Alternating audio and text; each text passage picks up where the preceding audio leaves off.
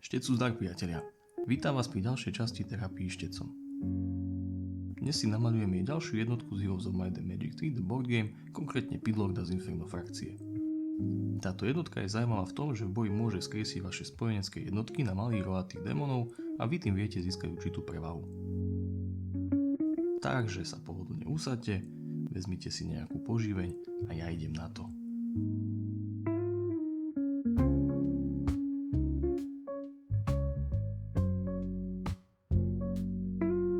Ako prvé malujem pokožku Pidlorda farbou Dark Flesh Tone. Malujem postupne dve tenké vrstvy farby.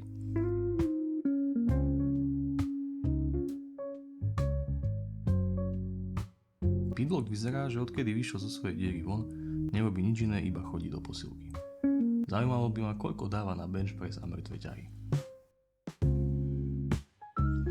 Farbou Darkrast malujem bič, ktorým bude Pidlord trestať nepriateľské jednotky na boisku.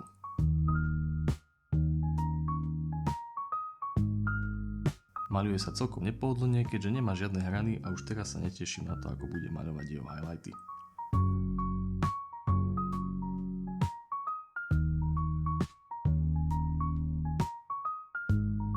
Za pomoci Markhast Bone najprv maľujem rohy démona, ktoré mi svojou štruktúrou a tvarom pripomínajú skôr rohy barana. Rovnakou farbou maľujem aj lebky, ktoré má Pidlord zavesené na opasku, náhrdelník a zuby. Ako vždy nanášam dve tenké vrstvy farby.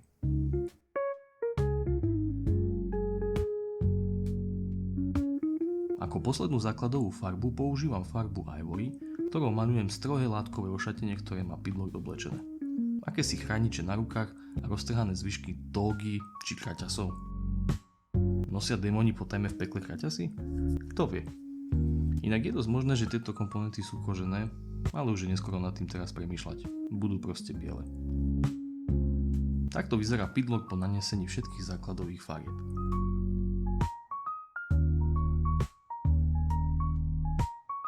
Aby Pidlord nevyzeral čistý ako ľalia, na celý model nanášam Agrax Earthshade, ktorý jedím vodou. Vo výsledku by mu mal dodať taký celkovo špinavejší tón.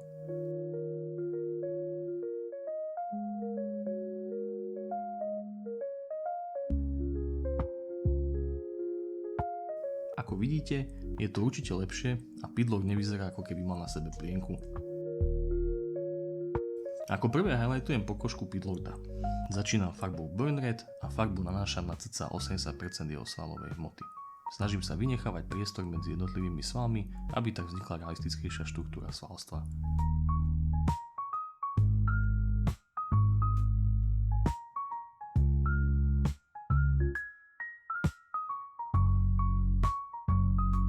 Samozrejme maľujem aj jeho tvar a ostatné časti pokožky.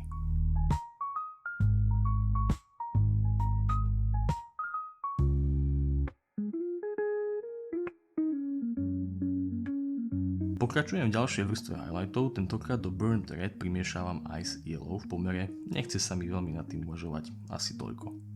Maľujem už len cca 70% pôvodne namaľovanej plochy.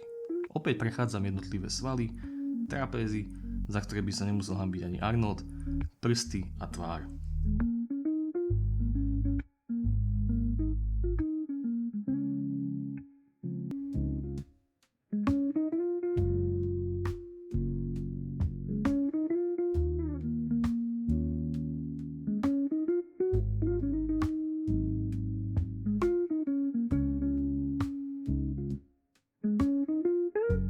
Do mixu pridávam viacej Ice Yellow a tu ma dobehlo to, že pri miešaní veľmi nerozmýšľam. Ale keďže chybu si je treba uvedomiť a priznať až na konci, pokračujem v maľovaní ďalšie vrstvy highlightov a postupne prechádzam všetky pôvodne namaľované plochy.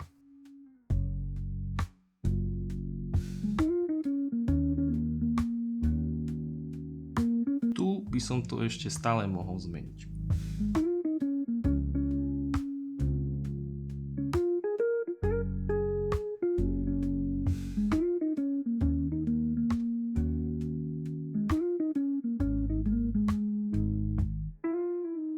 Aj tu by som to ešte stále mohol zmeniť, ale prijal som fakt, že to už nezmením a tento problém som odložil na neskôr.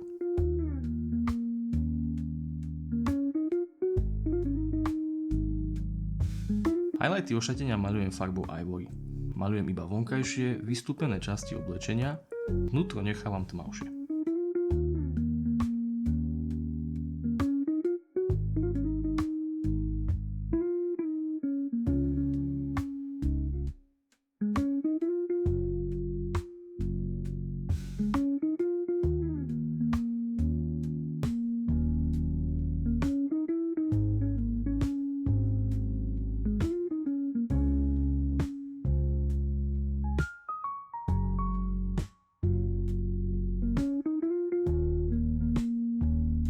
Kostené komponenty highlightujem mixom farieb Marcast Bone a Ice Yellow. Na lebkách maľujem všetky ploché časti a vynechávam očné jamky, nozdry a vnútro čeluste.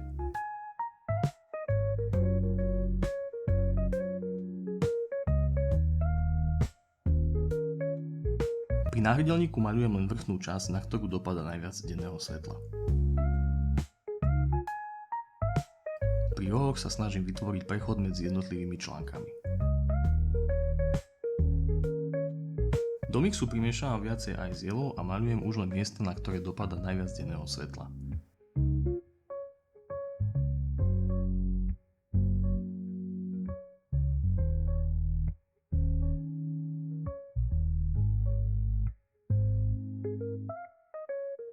Neviem ako vy, ale ja som normálne dostal chuť na pepperoni pizzu s baranými rohmi. Beach highlightujem mixom farieb Dark Rust a Ice Yellow. Keďže som si dopredu nepozrel, ako highlightovať okrúhle prvky, improvizujem a po celom obvode biča maľujem jemné čiary.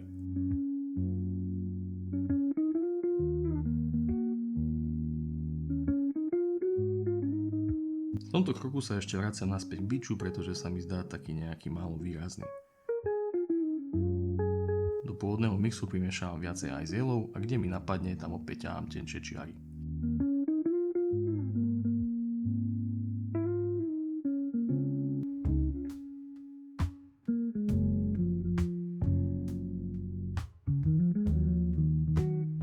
Pidlock dostane klasické žlté oči, ktoré maľujem farbou Moon Yellow.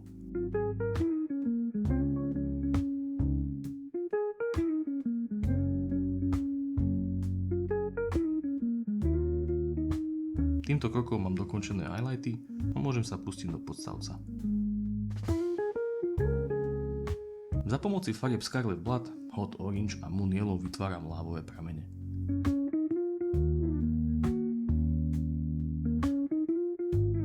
Začínam farbou Scarlet Blood a hrubším štecom vytváram základné pramene. Schválne nechávam viacej farby stiecť do jednotlivých štrbín.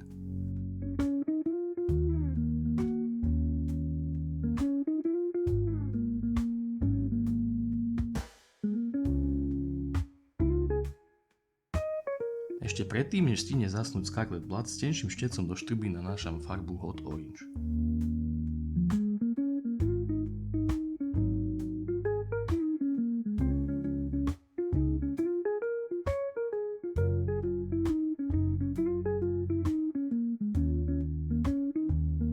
Ako posledný krok nanášam do pôvodne namaľovaných ploch farbu Moon Yellow.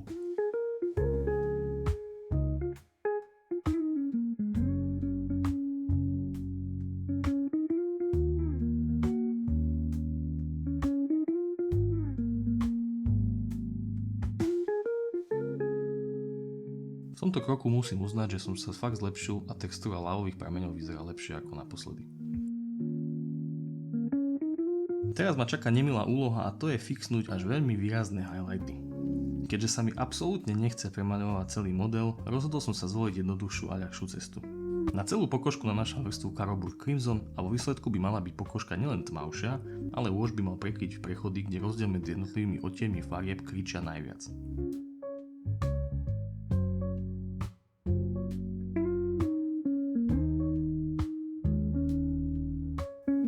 V tomto kroku som sa rozhodol ešte raz prejsť vošom aj všetky kosti, ošatenie a bič.